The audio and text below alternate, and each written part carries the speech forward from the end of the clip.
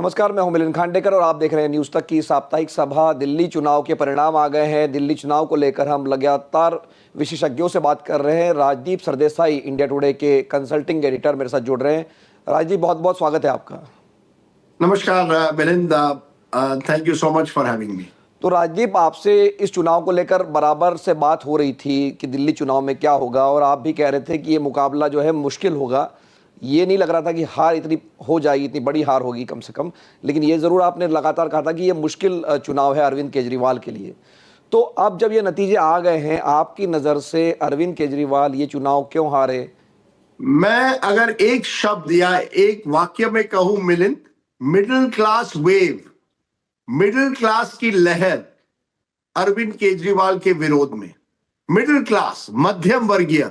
मैं अभी एक आम आदमी पार्टी नेता से बात कर रहा था जो इसी तरह के एक दक्षिण दिल्ली के कंस्टिट्यूंसी से आते हैं, और उन्होंने बताया जितने भी बूथ्स मिडिल क्लास एरियाज के थे, जहां आरडब्ल्यूएज है, कॉलोनीज है, या आप सोचिए गवर्नमेंट एम्प्लॉइज है, वहां पूरी तरह से एक तरह से भाजपा को वोट मिला है और आम आदमी पार्टी से वोट खिसक गया। आप जहां भी देखिए आम आदमी पार्टी को मिलिंद करीब 43.5 या 43 और 44 के बीच में वोट परसेंटेज मिला है। वहीं बीजेपी को अपने सहयोगियों के साथ 47% मिला है। यानी वोट शेयर का फर्क जो है वो केवल 3 या 3.5% का है। लेकिन उसका असर ऐसा हुआ है कि मिडिल क्लास, क्योंकि मिडिल क्लास ने एक तरह से वोट दिया है, उसका फायदा भाजपा को हुआ और आम आदमी पार्टी को उसका नुकसान। This was a middle class लहर, ये आप जानिए। नहीं तो मिडिल क्लास लहर है, लेकिन जिस भरोसे पर केजरीवाल बैठे थे कि उन्होंने जो फ्री की स्कीम चलाई थी, खास करके बिजली की, पानी की या महिलाओं के लिए, और जो उन्होंने ऑफर भी दिया था इस बार भी कि भाई पुजारियों को ये देंगे, ग्रंथियों को देंगे, आरडब्ल्यू को सिक्योरिटी के लिए पैसे देंगे, महिलाओं को 2100 रुपये देंगे। तो ये जो फ्रीबीज है, ये क्या कहीं ना कहीं काम नहीं, कि कम से कम आम आदमी पार्टी के लिए तो हम ये कह ही सकते हैं, क्योंकि आप कह रहे हैं कि मिडिल क्लास वेव है ये। जी देखिए, बिल्कुल देखिए, मिडिल क्लास जो है ना वो कौन है? जिनको मैं समझता हूं, जिनको की आमदनी 6 लाख से ऊपर है, 50,000 रुपए महीने कमाती है। हाँ, जरूर उनको फ्री बस राइड से कई महिलाओं को फायदा हुआ, कुछ लोगों को फ्री पावर से फायदा हुआ, लेकिन ज्यादातर लोग जो कॉलोनी में रहते हैं वो चाहते हैं सुविधाएं। इस तरह की सुविधाएं जैसे जो कचरा जो है या स्यूएज है, ड्रेनेज है, रास्तों की कंडीशन है, इन सब को लेकर एक तरह से एक धीरे धीरे गुस्सा आ रहा था, या कहिए थकावट। उसके साथ साथ एक बड़ा और मुद्दा है मिलिंद। अरविंद केजरीवाल जब उभर कर आए 2013 में, वो एक मिडिल क्लास हीरो की तरह से आए कि वो एक नया ढंग का पॉलिटिक्स देंगे, भ्रष्टाचार विरोधी पॉलिटिक्स करेंगे, भ्रष्ट नेताओं के खिलाफ मुहिम चलाएंगे, पॉलिटिक्स को बदलेंगे। एक कहिए आदर्शवादी, आशावादी पॉलिटिक्स के बारे में उन्होंने बात की। पिछले 5 सालों में अरविंद केजरीवाल जेल जाते हैं, मनीष सिसोदिया जेल जाते हैं, सत्येंद्र जैन जेल जाते हैं, पूरी दिल्ली लिकर जो घोटाला है उसमें ये सब नेता जो हैं आम आदमी पार्टी के, उसमें फंस जाते हैं। वहीं आप देखेंगे मिलिंद की जो शीश महल की कंट्रोवर्सी बीजेपी ने निकाली और पोस्टर लगाए कि देखिए आप तो छोटे घर में रहते हैं, ये तो बड़े महल में रह रहे हैं। जब वो जेल गए, उन्होंने मुख्यमंत्री पद नहीं छोड़ा।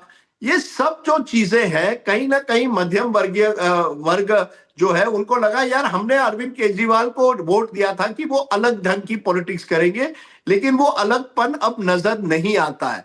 तो एक तरफ जैसे कहते हैं ना कि बिट्रियल, आपको लगा कि इन्होंने आपसे धोखा दिया है। अरविंद केजरीवाल की विश्वसनीयता पर सवाल उठ गया। लोगों को लगा अरविंद केजरीवाल ने हमें धोखा दिया है, और वही वर्ग है जिन्होंने अरविंद केजरीवाल के विरोध में एक तरह से वोट दिया, क्योंकि बीजेपी के पास मिडिल क्लास वोट हुआ करता था दिल्ली में, लेकिन एक ऐसा तबका भी था मिडिल क्लास का जो कहता था Narendra Modi for PM, Arvind Kejriwal for CM. वो वर्ग जो है वो पूरी तरह से उनसे हट गया, और वही वर्ग है मिलिंद जिसने इस चुनाव में बहुत फर्क किया। हाँ, जरूर कुछ जो जे क्लस्टर्स में बीजेपी ने कुछ हद तक सेंध की है, लेकिन इतने पैमाने पर नहीं कि वो ये चुनाव इस लेवल पर जीतते। तो वो मिडिल क्लास वोट बिखर गया। और साथ साथ मैं देख रहा हूं करीब 8-10 ऐसे कंस्टिट्यूंसीज है जहां कांग्रेस का जो कैंडिडेट है उसने ज्यादा वोट्स लिए हैं। आप और बीजेपी का गैप जो है उससे ज्यादा वोट ऐसे 8-10 कंस्टिट्यूंसी है जो कांग्रेस को मिले हैं। तो एक तरह से अरविंद केजरीवाल आखिर में चौतरफा घेर गए। लेकिन मेन रीजन है मिडिल क्लास ने कहा कि हमें केजरीवाल ने जिस तरह से शासन दिया पिछले 5 सालों से वो हम उसको पसंद नहीं करते हैं। हम अब बीजेपी को ट्राई करने के लिए तैयार हैं। तो राजीव, आपने जो कांग्रेस का जिक्र किया तो न्यूज़ तक ने एक एनालिसिस किया है और वो 8-10 सीटें नहीं है, एक्चुअली 13 ऐसी सीटें हैं जहां बीजेपी जितने वोटों से जीती है उतने वोट कांग्रेस पार्टी को मिले हैं। मतलब जो बीजेपी की जीत का मार्जिन है उससे कांग्रेस तीसरे नंबर पर रह के उसको उतने वोट मिल गए हैं। बल्कि 2 सीटें ऐसी है जहां पर कांग्रेस नंबर 2 पे रही है और आम आदमी पार्टी 3 पे रही है और एक में एमआईएम नंबर 2 पे रही है।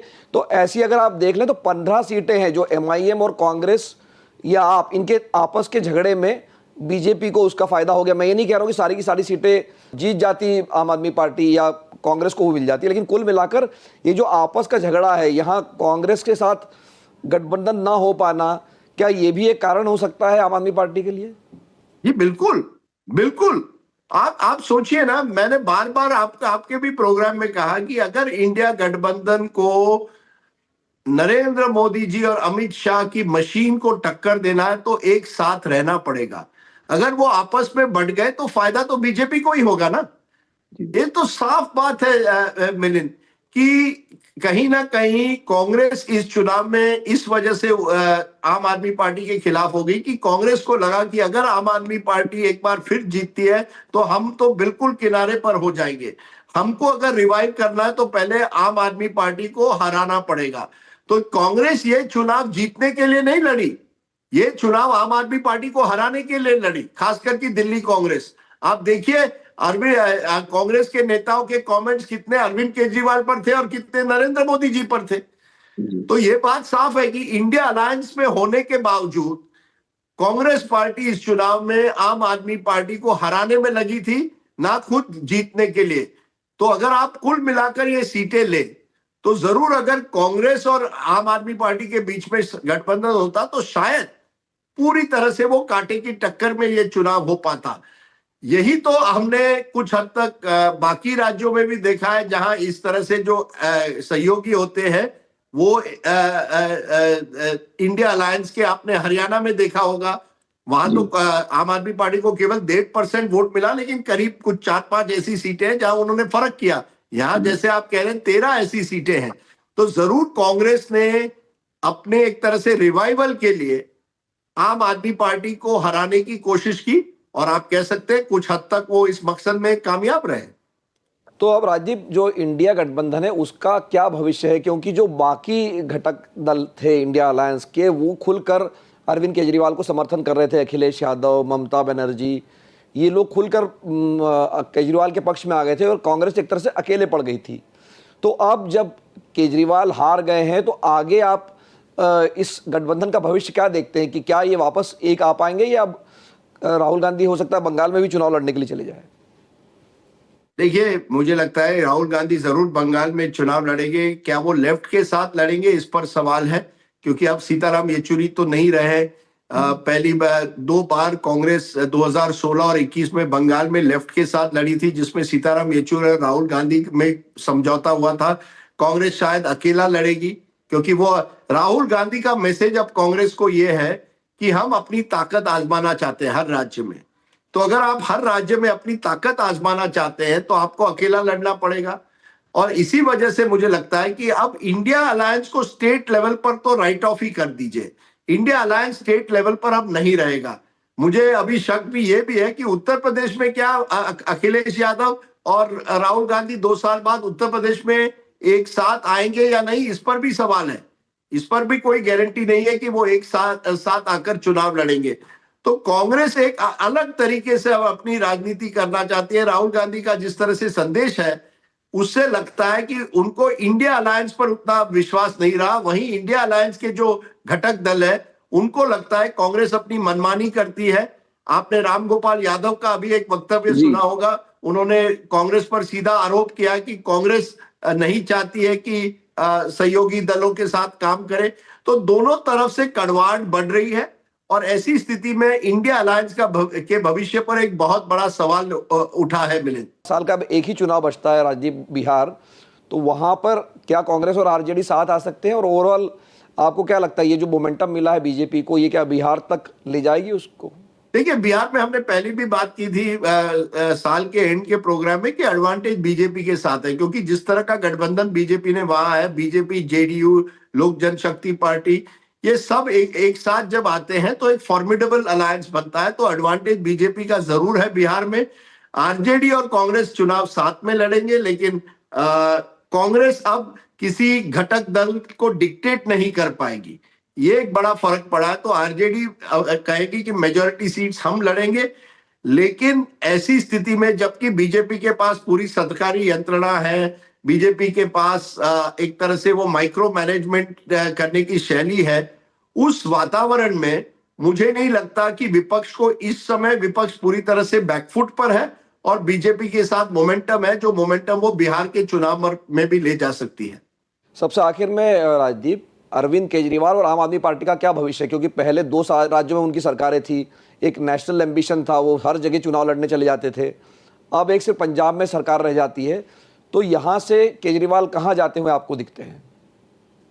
बहुत ही अच्छा सवाल है। मुझे लगता है कि केजरीवाल के भविष्य पर एक बहुत बड़ा सवाल उठा है, क्योंकि केजरीवाल के पास वो यंत्रणा नहीं है जो, या स्ट्रक्चर नहीं है जो कांग्रेस और भाजपा के पास है। जब बीजेपी कोई चुनाव हारती है, वो जानती है कि उनकी मशीन अभी भी इंटैक्ट है। जब कांग्रेस कोई चुनाव हारती है, वो जानती है ये पुरानी पार्टी है, अभी भी उनके कार्डर्स है। केजरीवाल के सामने अब पहली चुनौती है पंजाब की सरकार को स्थिर रखना, क्योंकि जरूर प्रयत्न किए जाएंगे कि कोई एकनाथ शिंदे लाइक फिगर वहां पंजाब में लाए, वहां वो सरकार गिराई जाए। केजरीवाल को चिंता ये भी होगी, क्या बीजेपी जैसे पावर में आती है एसआईटी नियुक्त करती है, क्या उनको घेरने की, करप्शन के चार्जेस पर घेरने की कोशिश करती है। अरविंद केजरीवाल को के सामने कई चुनौतियां हैं। उनको फिर से वहीं जाना पड़ेगा जहां उनकी शुरुआत हुई, जमीन से एक बार फिर जुड़ना पड़ेगा। ऐसा नहीं है कि अरविंद केजरीवाल को आप राइट ऑफ करिए, वो एक चतुर नेता है, उनमें कई क्षमताएं हैं, लेकिन उनको पहले लोगों का विश्वास एक बार फिर जीतना पड़ेगा। जो विश्वसनीयता उनकी खोई हुई है, उसको एक बार फिर लोगों के सामने अपने आप को एक बार फिर रखना पड़ेगा कि मैं एक आम आदमी हूं। जब तक वो अपनी खास आदमी की जो इमेज है उससे दूर हटकर आम आदमी एक बार फिर नहीं बनते, तब तक अरविंद केजरीवाल के लिए अब राजनीतिक जो करियर है, जो शॉर्ट टर्म में है, वो बहुत ही कठिन है। लॉन्ग टर्म में कुछ भी हो सकता है। अरविंद केजरीवाल एक ऐसे नेता है जो मैं समझता हूं आप उन्हें कभी राइट ऑफ मत करिए, लेकिन यस, फॉर नाउ, अभी के लिए मैं समझता हूं अरविंद केजरीवाल के राजनीतिक करियर पर एक बड़ा सवाल उठा है। बहुत बहुत धन्यवाद राजदीप इस बातचीत के लिए। तो हमारे साथ जुड़े थे राजदीप सरदेसाई, जिनका ये कहना है कि दिल्ली में मिडिल क्लास की एक वेव थी, जिस वेव ने बीजेपी को जिता दिया है, और इस जीत से अरविंद केजरीवाल के सामने अस्तित्व का संकट ज़रूर है, लेकिन वो चाहे तो वापस बाउंस बैक कर सकते हैं, लेकिन उनके पास में पंजाब में भी अपनी सरकार को स्थिर रखने की चुनौती होगी। साप्ताहिक सभा का यह विषय देखने के लिए आपका बहुत बहुत धन्यवाद। नमस्कार।